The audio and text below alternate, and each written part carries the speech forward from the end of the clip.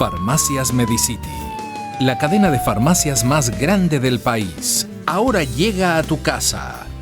Pídenos a domicilio al 1-800-633-424.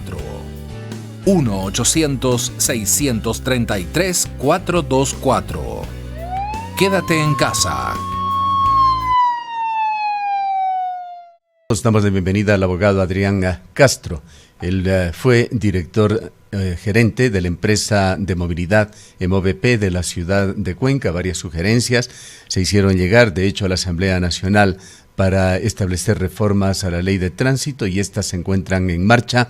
Le damos la bienvenida, doctor Castro. Quisiéramos conocer su opinión sobre los temas fundamentales que están ya discutiéndose en la Asamblea Nacional. Muchas gracias, querido Gustavo. A Rosana, un abrazo caluroso, a los amigos que nos escuchan también. Sí, efectivamente, Gustavo, tuve la oportunidad de trabajar en la Asamblea Nacional durante un año y trabajando en este proyecto interesante de reformas a la ley de tránsito, justamente que nos permiten acceder este rato a una ley que diría yo es una de las mejores que se van a tener en Latinoamérica siempre que no se la toque, que no se ceda a presiones como suelen ocurrir en algunas etapas de las discusiones de los proyectos de ley, pero tal y como está concebida ahora yo diría que estamos bien encaminados y que se han conseguido muchas cosas como las que usted acabó de mencionar. La descentralización fue, por ejemplo, uno de los factores, uno de los ejes más importantes dentro de esta reforma. Se le está dando la oportunidad a los municipios para que puedan hacer entregas de licencias y entregas de placas. Yo recuerdo en la experiencia de Cuenca que lo tedioso que era la demora de 8, 9, a veces hasta un año de la demora que tenía la NT para la entrega de placas. Era bastante grave, nos incomodaba muchísimo y a la gente, por sobre todo, pues imagínese usted de malestar. Todo eso va a pasar ya para que los municipios lo puedan hacer una vez que el Consejo Nacional de Competencias pueda calificar que están aptos, que tienen las condiciones técnicas, logísticas, los recursos, y eso pasará a manos de los GATS.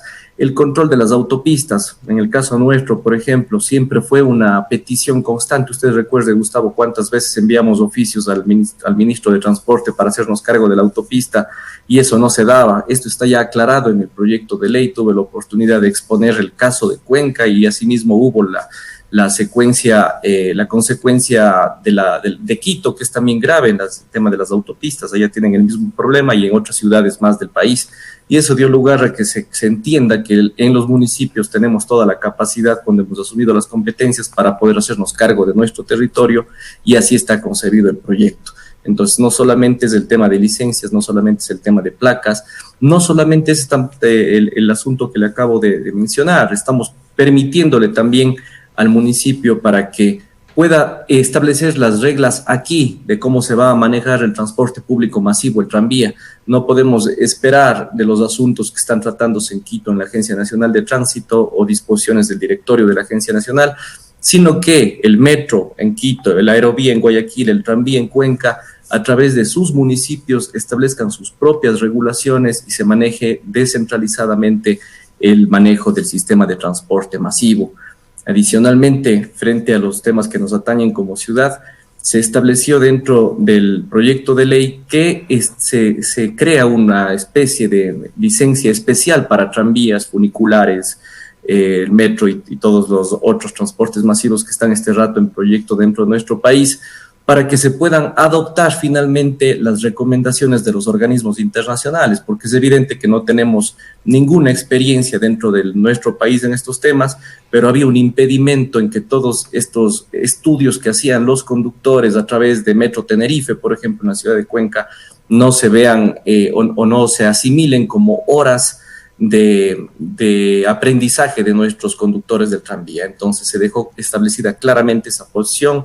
Ya no necesitamos mucho de depender de situaciones burocráticas y eso le va a ayudar muchísimo a la ciudad. Adicionalmente se estableció esa exoneración de un pago que era un monto elevadísimo de la matrícula de un tranvía cuando este es operado por el Estado. En este caso, no solo el tranvía, voy a referirme también al metro y la aerovía de Guayaquil y Quito, que básicamente son dos sistemas masivos que estaban en el mismo problema y que se están corrigiendo a través de este proyecto de ley, que son avances significativos para citar algunos, porque son muchísimos. Le puedo decir, Gustavo, que parece que la ley se hubiese adelantado también un poco a la pandemia, Yo conversaba esta semana con algunos asambleístas con los que trabajamos este proyecto de reforma y les decía, miren ustedes, este momento la crisis no solamente es a nivel sanitario y a nivel de salud, es un tema también económico. Y básicamente lo que la ley propone también es reforzar lo que es la seguridad vial, la educación vial en un sinnúmero de artículos que ya les vamos a comentar en un rato más. Este es un tema muy importante, abogado Castro, que quisiéramos hacer énfasis, el de la educación vial. Es público y conocido que la gran mayoría de accidentes que se producen en el país es por falta de conocimiento de las normas de los conductores, y la otra importante causa, el consumo del alcohol. Entendemos que en estas reformas a la ley se está haciendo énfasis en la educación no solamente de los conductores, también de los peatones, del público en general.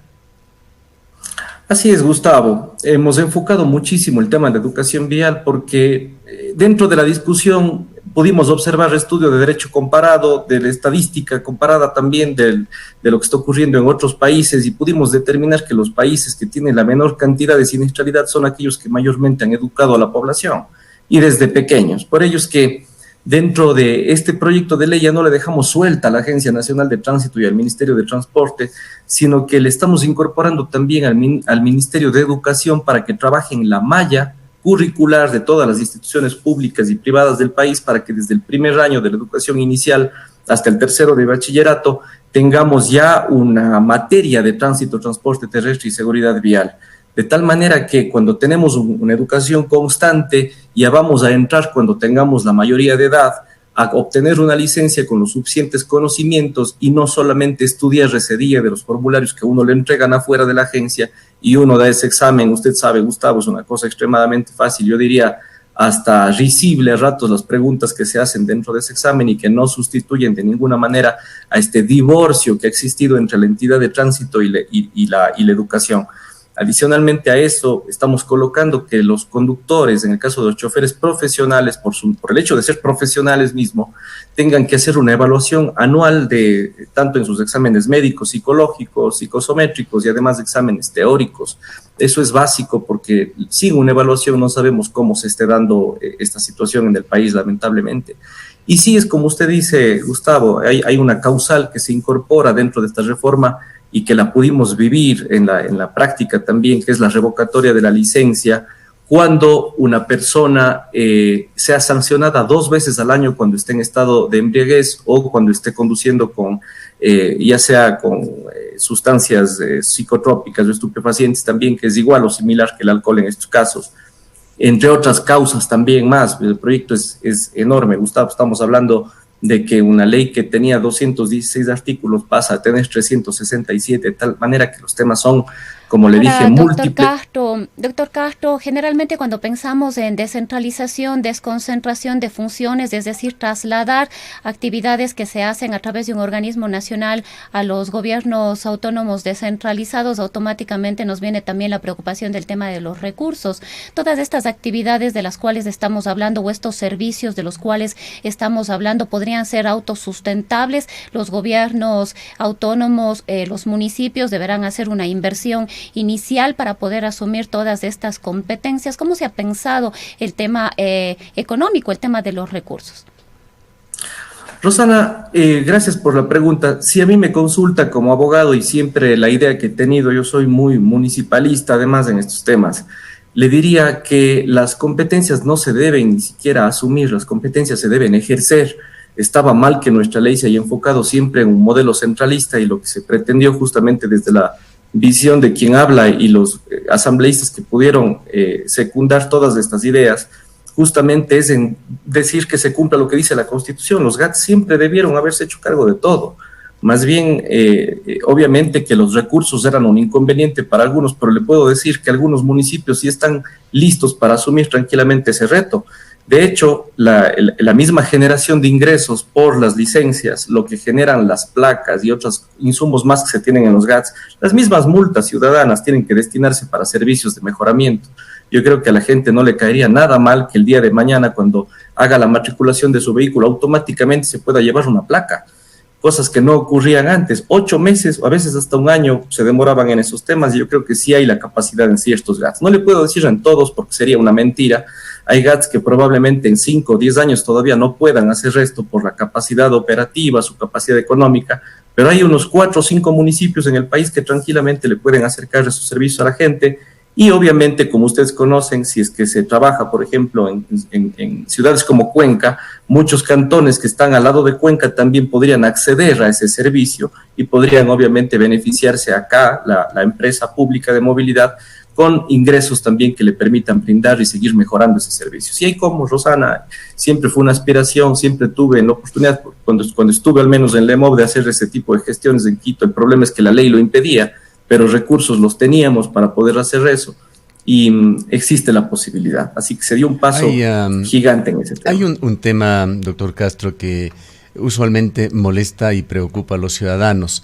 Cierto es que es menor en la provincia de La Suay comparando con otras provincias del país, sobre todo cuando los cuencanos, por ejemplo, nos toca ir a la provincia del Guayas, uno llega a la zona de Puerto Inca, se encuentra con un policía y lo usual es que le examinen con lupa para tratar de encontrar cualquier asunto que pueda ser calificado como infracción, sin un rango de tolerancia, más bien con una decisión de este servidor público que es el agente, que en lugar de servir está buscando cómo hacer un daño a la persona, al chofer que viene allí. Esto sucede, eventualmente le habrá sucedido también a usted, y es la queja recurrente de ciudadanos a lo largo y ancho del país.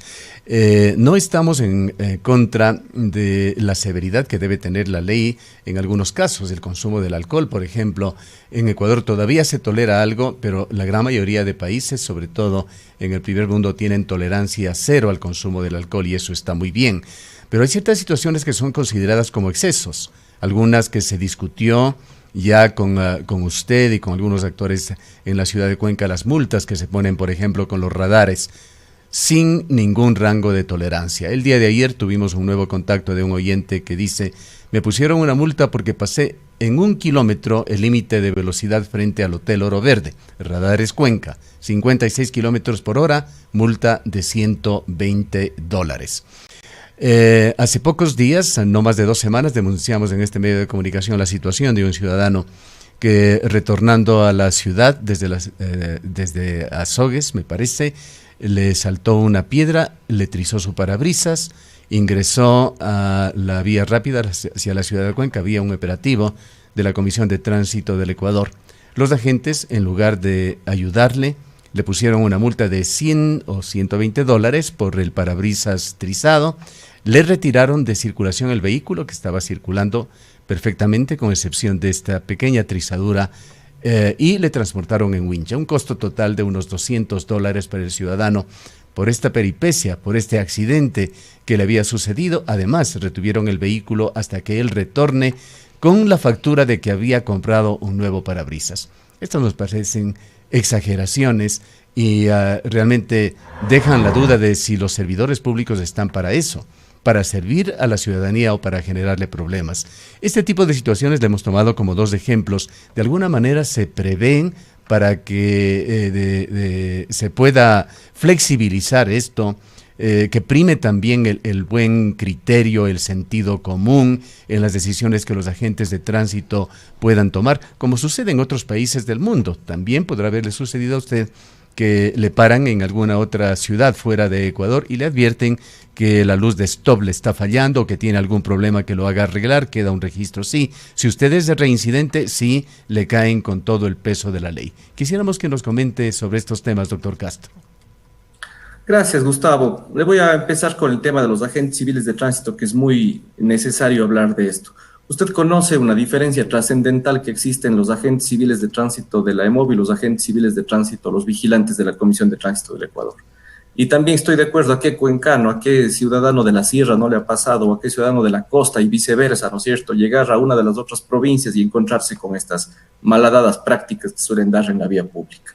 Hay empresas que lo han manejado bien y han depurado una planta, han hecho sistemas de capacitación. Yo le voy a hablar del propio caso de la EMOV, que tiene una planta de agentes que, diría yo, son los mejores del país, y esto está comprobado. Además, lo hemos vivido en carne propia, pero al lado están, en cambio, no digo todos, pero sí hay ciertos elementos de otras entidades que están obviamente impidiendo una labor normal de lo que es el control de tránsito. ¿Qué se hizo dentro de la ley? Se establecieron algunos factores. Primero, un sistema de capacitación obligatoria de 2 veces al año a los agentes civiles de tránsito en temas, entre otros, primeros auxilios, están el tema de relaciones humanas, programas anticorrupción, litigación oral, conocimiento de leyes y algunas, entre otras cosas, le digo, los factores fundamentales. Pero adicionalmente a eso, una vez al año todos los agentes civiles van a tener que pasar por una evaluación física, psicológica y adicionalmente una prueba de confianza. Las pruebas de confianza son las que suelen hacerse también en la Policía Nacional, en donde usted puede detectar a través de mecanismos modernos si es que esa gente está haciendo o no está haciendo bien su trabajo. Hay varios métodos que ustedes conocen para eso y que pueden servir para detectar aquellos elementos que no están haciendo bien su tarea. Luego estamos incorporando otra cosa que es modelo réplica que se hizo en Guayaquil y Cuenca, que es la incorporación de todo procedimiento en video a través de bodycams y a través de videos de las patrullas. Todo procedimiento tendrá que ser respaldado transparentemente a través de video, de tal manera que el día de mañana no puede la gente per se, con su palabra, emitirle a usted una citación como la que me dice este pobre ciudadano que ha atravesado esta lamentable situación en la autopista en donde ha tenido este inconveniente con el parabrisas de su vehículo.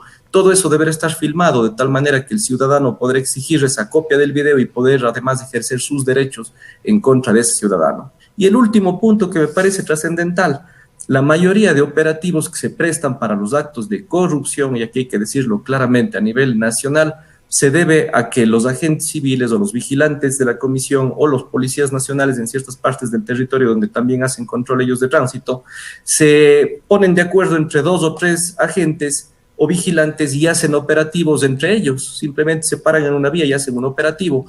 Hemos incorporado en esta ley que todo operativo tiene que hacerse constar en una orden de cuerpo, tiene que establecerse el día, la hora, cuántos agentes son, para qué es el operativo, cuántas horas deben estar y quién fue el que autorizó. Eso es algo que lo hacíamos nosotros en EMOV para evitar precisamente las prácticas de que el día de mañana a un ciudadano le tomen en cierta vía entre 2 agentes haciendo un operativo sorpresa y pase lo que estaba pasando. Ahora alguien tiene que responder, tienen que decir por qué estuvieron en ese punto, qué estuvieron haciendo, etcétera. Pero además se les da facultades interesantes a los agentes, no solamente esta dotación de equipos necesarios y de una capacitación constante, se les apoya en el plan de carrera para que puedan tener obviamente una preparación y una carrera profesional como la que esperan ellos, y se les faculta algo que es básico, a retener las licencias de las personas que están conduciendo con vehículos, con licencias caducadas, licencias revocadas. Imagínense ustedes lo que es transportistas profesionales a veces con 0 puntos circulando en la vía pública y la gente no le puede retirar ese documento. Y claro, circula con un documento caducado toda la vida y eso no se podía retirar. Se les está dando esta facultad también a los agentes civiles y una formación que ellos necesitan y una capacitación para estar obviamente a la altura de lo que necesita el país. Sobre Radares Cuenca, la inflexibilidad total que existe aquí, que ha sido discutido también públicamente. En algún momento se ofreció incluso flexibilizar eso para que exista por lo menos un rango y no se generen estas desagradables sorpresas para los conductores. Y quizás, Adrián, sumando a esto, la inconformidad que existe en los ciudadanos, a veces no llega la notificación de forma oportuna, llega 2, 3, se ha hablado hasta de 6 meses después en la que llega estas notificaciones, y es ahí cuando la gente recién se entera y toda la tramitología que la gente tiene que hacer. Primero tiene que pagar la multa para luego empezar todo un proceso para poder verificar si es que efectivamente hubo esta situación. Entonces, eso de alguna manera ha venido molestando por muchísimo tiempo al ciudadano toda esta situación. El ciudadano lo que hace es sentirse en una absoluta indefensión. Así es, Rosana y Gustavo, cuando se maneja de forma absurda las cosas, diría yo, porque hay temas que se manejan con sentido común, que usted dijo hace rato, Gustavo, es en donde ocurren estas situaciones, pero para eso hay medidas y hay gestiones que se tienen que realizar, y para eso están las autoridades que están a cargo, las que tienen que verificar que se hagan cumplir esas normas. Que se está instituyendo primero en la ley de tránsito, situaciones interesantes como el hecho de que todos los equipos tecnológicos, ese es un nuevo artículo que se incorporen en las vías públicas del país, tienen que pasar por algunos requisitos. El primero, una fase de socialización con toda la ciudadanía. El segundo, señalización vertical y horizontal en el punto y antes del punto. El tercero, que siempre precede un estudio de prefactibilidad en donde consten justamente hechos que lleven a la necesidad de colocar eso y que sea una necesidad obligatoria hasta cierto punto de los entes de colocarlos. Y el cuarto, que creo yo es muy interesante, es que estos equipos no pueden estar ocultos, no pueden estar en curvas, no pueden estar en pendientes, de tal manera que no se vea, sino más bien como un tema preventivo mucho antes de que inicie cualquier registro de las sanciones. Lo que dijo Rosana hace un momento me parece interesante, pero no es del todo cierto. Hay una sentencia de la Corte Nacional que indica que cuando a usted se le demoran en hacer estas notificaciones, usted a partir solo de la notificación tiene 3 días para presentar la apelación. Es decir, si es que hubo un problema en el sistema nacional, que es el que interconecta este tipo de situaciones, y lamentablemente es un desastre, que siempre lo vine diciendo desde el año 2017, acuérdense ustedes, el sistema de la Agencia Nacional es un verdadero desastre y hace que estas notificaciones lleguen al X número de meses. Usted no importa si es que le llegan ese día, porque usted de ahí tiene 3 días, igual que le da la ley, para poder ejercer el derecho a la defensa. Y lo otro es que no hay que pagar antes de hacer la impugnación. Eso no es así. Eso sucede en el servicio rotativo tarifado de Cuenca. Pero para el caso de cualquier contravención de tránsito en cualquier ciudad del país, la impugnación se presenta sin necesidad de que se cancele antes la multa. Y si es que en la impugnación se demuestra que no le han notificado, que no le ha llegado a su domicilio o al correo electrónico que usted tiene registrado oficialmente dentro de la matriculación, eso tienen que automáticamente devolverle y declararlo nulo porque está mal hecho el procedimiento. Lo que decía Gustavo sobre el tema de los límites o este rango de tolerancia, no está en la ley de tránsito, esto está en el Código Orgánico Integral Penal. Hay una normativa que es similar en todo el mundo, que es dentro del rango de moderado y otra que es fuera del rango moderado. Dentro del rango moderado se establece un límite X de kilómetros, suelen ser 10, que independientemente de eso en nuestro país se sanciona con el 30% de un salario básico unificado, y fuera del rango moderado no hay un límite de tolerancia, se sanciona con un salario básico unificado, que es una barbaridad. Yo estoy de acuerdo con eso y fui una de las personas que dentro de la Comisión de Tránsito les hice notar a los señores asambleístas que había muchas cosas malas dentro de la ley y que a la gente le terminan estorbando en lugar de haciéndole un bien. Y nosotros sufrimos esa consecuencia porque fuimos víctimas de que las leyes no estén bien hechas, y a raíz de que las leyes no estén bien hechas, los funcionarios públicos que estamos a cargo de las entidades terminamos pagando los platos rotos por hacerlas cumplir. Entonces, Castro, ¿qué es lo que solicitamos? el tiempo lamentablemente se nos agota. Hay unas pocas cosas, sin embargo, que vale la pena conocer. ¿Para cuándo se daría ya esta discusión final y tratamiento en el Pleno de la Asamblea? ¿Para cuándo se podrían tener estas reformas? Por otra parte, no quisiera que se deje de referir a los famosos traspasos de vehículos, traspasos que no han sido perfeccionados y que han generado muchísimos problemas a los nuevos propietarios de vehículos en el Ecuador. Y también una parte que nos parece interesante de estas reformas, que son los incentivos, para no tener solamente leyes punitivas, incentivos que se darían a aquellos conductores que no son generadores de problemas en la vía pública y en sus prácticas de conducción. Que estaba conversando, le decía, hay una incorporación interesante en la ley que soluciona un problema que es grave en el tema de las sanciones. Se trata del traslado automático de las multas que genera una persona cuando a usted le ha comprado un vehículo y no ha hecho el traspaso. Definitivamente el que vendió el vehículo se ve agravado justamente porque la persona que le compra no ha hecho el traspaso y usted recibe las multas constantemente. Se faculta que haga la institución directamente el traspaso de esas multas a la otra persona, sin necesidad de un trámite burocrático, sin necesidad de muchas cosas, más allá de presentar el contrato de compra-venta, con el reconocimiento de firmas, y con eso se traslada automáticamente cualquier situación a la persona que en realidad está cumpliendo esas situaciones. Como incentivos, 2 cosas interesantes. Primero, que las buenas prácticas de conducción, cuando una persona no es contraventora durante un año, recibe 4 puntos adicionales dentro de su licencia. Segundo, se elimina el 2% de recargo abusivo mensual que existía dentro de la ley. Imagínense ustedes que el interés del Banco Central llega al 8.7 aproximadamente anual, y este recargo en tránsito llegaba al 24% al año. Era una locura. Eso se elimina, ese 2%. ¿Cuál va a ser la digamos, el efecto que traiga esto, que vamos a tener patios de retención vehiculares, no con tantos carros, porque la gente va a tener el dinero para poder sacar ese vehículo pronto y no se le está acumulando este recargo abusivo.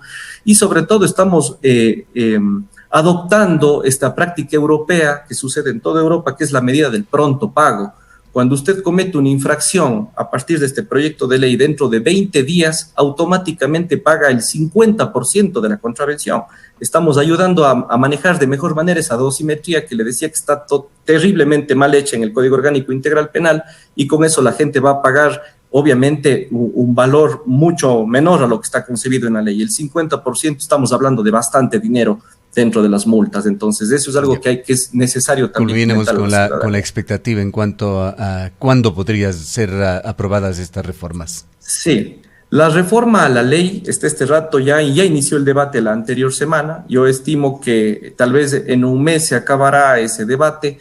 Hay cosas que se están solicitando de parte de ciertos asambleístas que en verdad asustan. Yo a ratos veo cómo se construyó con tanta técnica y con tanto respeto a lo que ocurre, a la siniestralidad, con tanto respeto a las estadísticas que tenemos de nuestro país, y que ciertos asambleístas realmente estén escuchando algunas voces que piensen hacerle barbaridades a este proyecto. Yo he sido enfático y he hablado con algunos de ellos y les he dicho que sería un grave error que destruyan un proyecto que está concebido como un modelo absolutamente descentralizado, un modelo que es apegado a lo que la gente quiere, sintonizado con las necesidades de lo que la gente espera leer en un proyecto de ley. Y eso considero yo, Gustavo, tal vez en un mes podamos tener concluido ese debate. Tal vez, póngale usted con todo lo que podría ocurrir en medio de eso, en tal vez de unos 2 meses se pueda tener el proyecto. Pero está muy bien planteado, muy bien realizado, apegado a lo técnico. Bien, le agradecemos al abogado Adrián Castro. Él fue gerente de la empresa de movilidad de Cuenca y es un experto en tránsito. Ha estado asesorando en la Asamblea para este proyecto de ley que modificará varios temas, varios aspectos bastante defectuosos de la ley de tránsito y de sus reglamentos en Ecuador. En el Ecaustro, desde hace 20 años, trabajamos día a día para generar la energía que tú necesitas. Hoy, renovamos nuestro compromiso de servir a la región y al país, generando desarrollo con conciencia y conservación ambiental y siempre mirando al futuro. El Ecaustro es